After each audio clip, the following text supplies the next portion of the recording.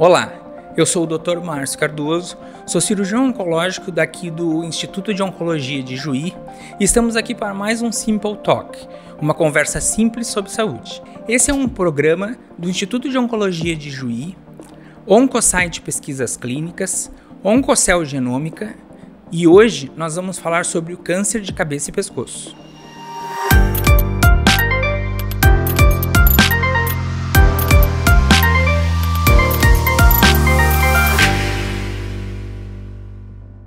Olá, estamos aqui com o Dr. Pedro Lorega, oncologista clínico da cidade de Santa Rosa, que veio hoje nos dar o prazer de conversar conosco.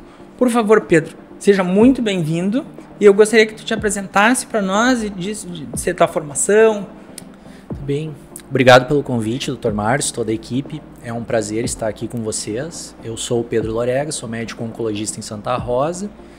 Fiz minha formação em medicina na Universidade de Passo Fundo em 2007 e posteriormente fiz a minha residência de medicina interna e oncologia clínica também em Passo Fundo. E desde 2014, então, eu atuo lá em Santa Rosa no nosso serviço de oncologia daquela cidade. Legal. Hoje nós estamos conversando mais, a ideia é sobre cabeça e pescoço, tá? Então, assim, como que os pacientes que chegam para ti no consultório, né? Que eu tinha conversado com o Dr. Manduca, geralmente não é um paciente que vem direto para a gente, né? Sempre vem referenciado para a gente, né? Mas quando esse paciente chega para ti, que já está com diagnóstico, quais as tuas orientações para dia a dia do paciente, principalmente os pacientes com cabeça e pescoço? O que acha que vai ter o benefício para esse paciente no dia a dia dele depois? Exato, esses pacientes eles cumprem uma jornada até chegar no oncologista, né? Dificilmente um paciente decide ter como primeira opção procurar o oncologista clínico para uma queixa. Ao chegar no nosso consultório com um diagnóstico de câncer, eu acho que o nosso primeiro papel é acolher esse paciente, ajudá-lo a entender a doença, apresentar as opções de tratamento. Mas nos tumores de cabeça e pescoço, os pacientes acometidos por essa doença, a gente já tem o conhecimento de que a abordagem multiprofissional e multidisciplinar é fundamental para eles, especialmente o aspecto nutricional. Os cuidados de saúde respiratória desses pacientes são importantes. Então essas duas parcelas de contribuição de outras profissões a gente precisa estimulá-los. E além disso, a gente tem por rotina, eu e o Fernando lá, como trabalhamos juntos, né, discutirmos todos os casos dos pacientes que chegam com diagnóstico. Seja uma primeira consulta comigo ou com o Fernando, a gente compartilha dados para que a gente possa junto estabelecer um plano de tratamento para o paciente, porque também sequenciar bem aquilo que a gente tem de ferramenta contra o câncer é um desfecho positivo para essa pessoa. E os pacientes acolhem essa ideia muito bem, eles entendem, eles participam porque sabem que isso é em benefício deles, né? Então são essas as medidas principais que a gente tem lá. E como eu tinha falado quando eu conversei com o Manduca, essa proximidade que a gente tem enquanto equipe faz uma diferença, né? Eu trabalho junto com o Dr. Pedro lá em Santa Rosa também, então alguns casos a gente compartilha, normalmente não em cirurgias de cabeça e pescoço, em pacientes com tumores de cabeça e pescoço, mas essa proximidade faz com que a agilidade para o tratamento e a discussão e desenho de tratamento para os pacientes seja muito mais fácil de ser feitos, né?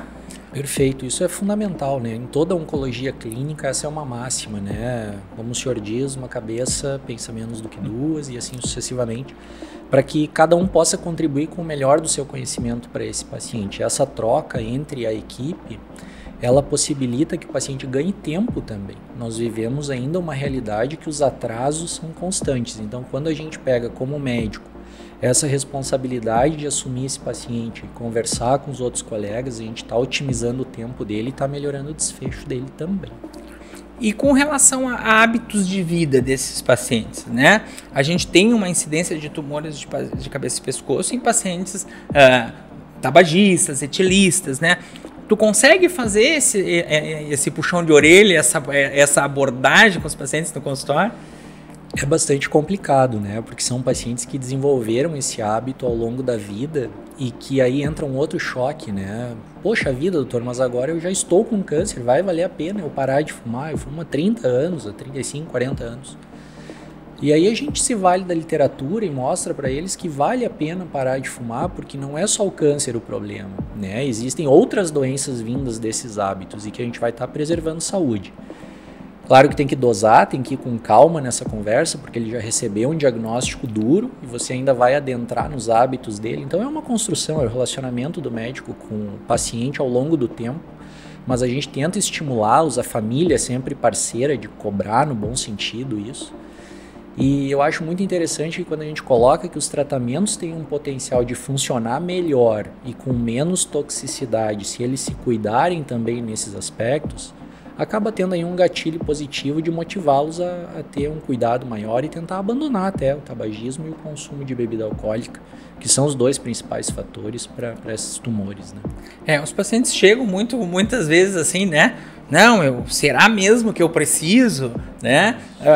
E como tu já falou antes, essa abordagem multidisciplinar, porque o paciente de cabeça e pescoço, até porque muito frequentemente são pacientes que são tabagistas ou etilistas, eles estão mais debilitados nutricionalmente, né?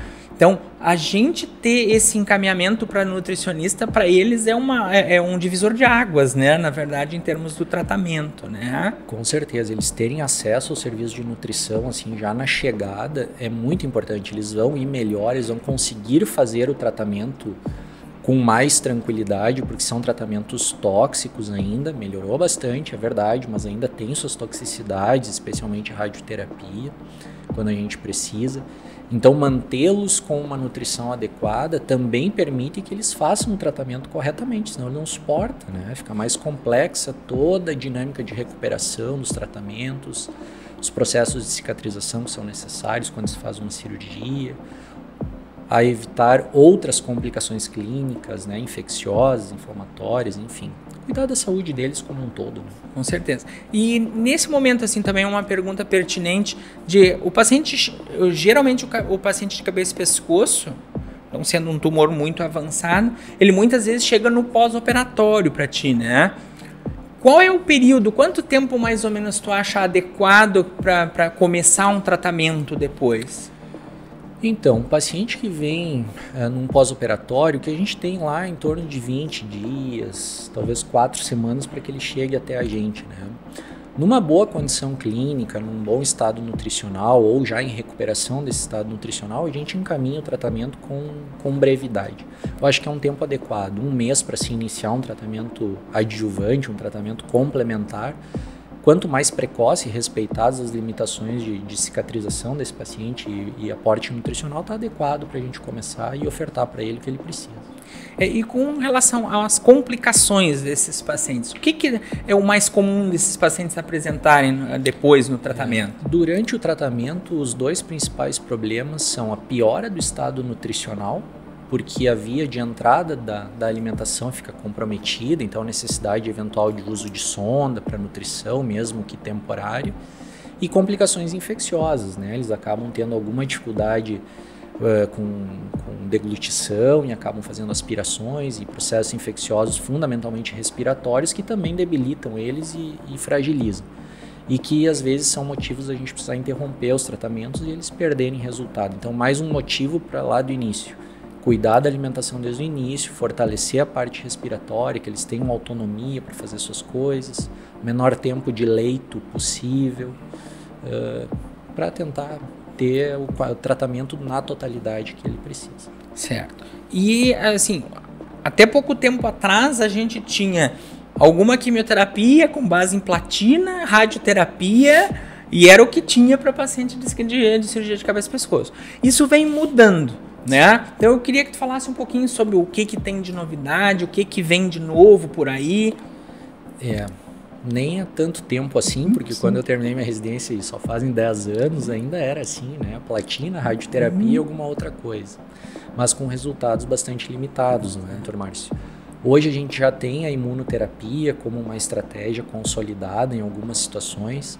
Hoje, com a oportunidade aqui de conhecer o centro e de vocês, Dr. Fábio, nos colocando as novas estratégias que estão chegando em outros cenários de pré-operatório, de pós-operatório, de tratamento de doença localmente avançada. Então, acho que o nosso cenário é como toda a oncologia está caminhando, absorver a imunoterapia para esses pacientes, e aí evidentemente que o acesso disso vai precisar ser discutido, e outras drogas-alvo aí que estão também surgindo num cenário ainda de pesquisa clínica, pelo que aprendi hoje, mas que um dia poderemos ainda utilizá-las no consultório. A gente tem muita coisa em desenvolvimento em todas as áreas da oncologia, de uma maneira geral. Nós estamos nesse epicentro aí de coisas acontecendo, e como tu mesmo disse, a gente teve que se reinventar muito desse período, porque quando a gente terminou a residência não se falava em muita coisa que hoje é uma coisa que está definida já, né? Então é importante a gente, como equipe, fazer alianças para ter benefício para o paciente à frente, né? Exato, acredito muito nisso. Nós lá temos um serviço nosso do Citrade com cirurgiões, né, voltados ao aparelho digestivo. Então, Fernando na cabeça e pescoço, temos proctologista, cirurgião digestivo, 2 gastros, eu na oncoclínica. Por quê? Para que o paciente tenha resolutividade, para que o paciente tenha a verdadeira abordagem multidisciplinar e para que a gente consiga entregar para esse paciente, como falei já no início, o melhor de cada um. A medicina ficou muito grande, a medicina ficou com uma gama de conhecimento gigantesco nos últimos anos, que a gente somar forças é muito importante para que a gente consiga fazer as coisas bem feitas. E isso é cada vez mais verdade. E com relação assim ao acesso dos pacientes, tipo fonoaudióloga, fisioterapeuta, a gente tem esse acesso mais fácil assim, ou ainda é muito limitado isso? Ainda é um desafio, né? A gente tem tentado melhorar isso, agora falando do serviço que a gente atende lá, um serviço de saúde pública. A gente tem as limitações naturais desse sistema, mas que tem se tentado investir, assim, hoje nós temos odontologista lá que faz trabalho de prevenção e tratamento de lesão oral, que é um problema grande nesses pacientes. Nós temos serviço de nutrição disponível, a fisioterapia dá um certo suporte, fono a gente tem algum suporte, mas ainda estamos longe do ideal. Mas é uma construção, né, Dr. Márcio? Isso não se falava há algum tempo, hoje já é uma batalha da própria comunidade médica que a gente possa ofertar isso para os pacientes. E precisamos caminhar. Nesse sentido, nós precisamos caminhar bastante. É uma coisa que eu sinto que não só a equipe, de uma maneira geral, precisa disso, mas o paciente, obviamente, mas eu sinto uma resistência, não só dos administradores, como do próprio paciente, porque no consultório privado, às vezes tu indica esse tipo de acompanhamento, o senhor acha que precisa mesmo, acha que é necessário, né? E a gente enfrenta até uma limitação do paciente, né? E a gente sabe estatisticamente que esse paciente que tem acompanhamento com a fisioterapeuta, com a nutricionista, com a fono, ele vai evoluir melhor que os outros, né? Isso é uma outra questão do acesso, é a própria resistência do paciente, né? Ainda a gente vê numa determinada faixa etária da população que parece que o médico precisa fazer tudo, resolver tudo, e eles ainda acham que a gente é o dono da razão, e na verdade não é mais assim. Eu preciso o suporte do fono, eu preciso o suporte do nutricionista, a gente precisa um fisioterapeuta atuante para fortalecimento respiratório.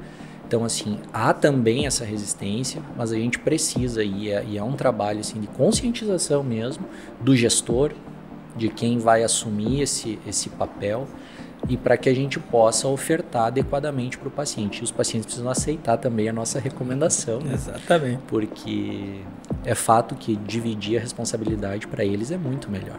No nosso dia a dia não é tão frequente, mas é muito comum o pessoal que vai no consultório, pega a receita e vai para casa, guarda a receita na gaveta e está curado pela conversa, né? Exatamente. Terapia apenas da conversa, mas só que na oncologia não é bem assim, funciona, né? O problema não vai para a gaveta, a gente tem que enfrentar.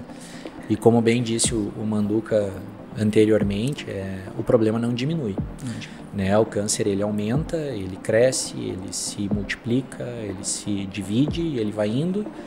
E se a gente não pegá-lo como um problema que existe, enfrentar de fato e buscar soluções, é um pouco mais complicado. Com relação ao nosso momento que nós estamos vivendo agora pós-pandemia, né? Qual a tua opinião assim com relação ao que aconteceu depois disso, né? A gente tem experimentado um boom de doenças piores, mais graves, mais avançadas, né? Como é que tá isso no teu dia a dia? Tu tem visto isso muito também?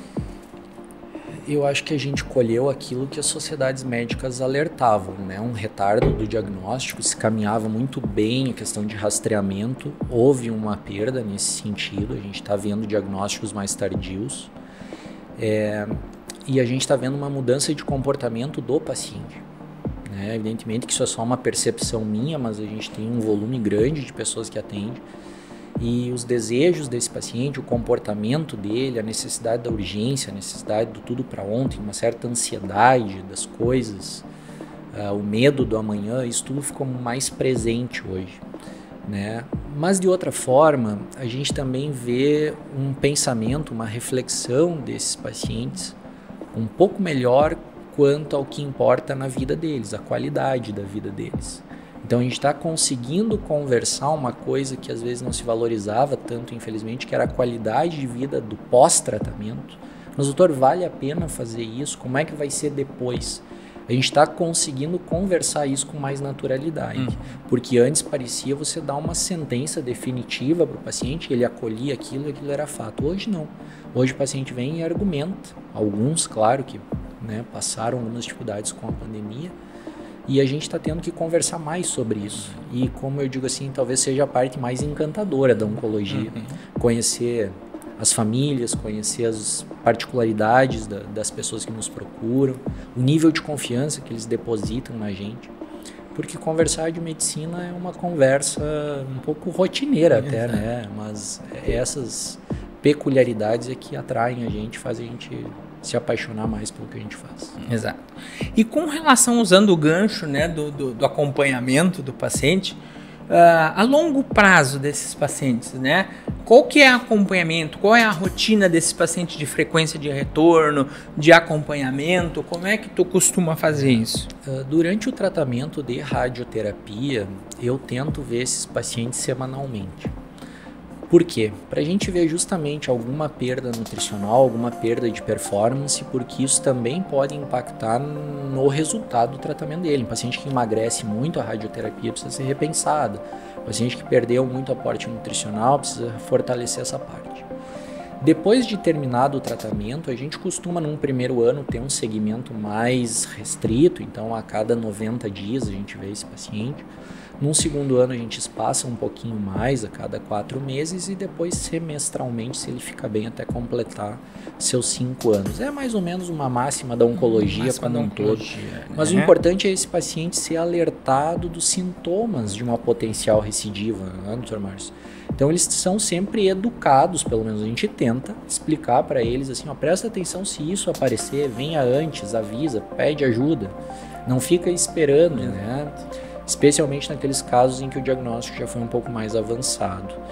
Então é essa a nossa rotina que a gente tem tentado cumprir. Com relação a essas dicas, assim, do que gostaria que tu dissesse para o pessoal para entender.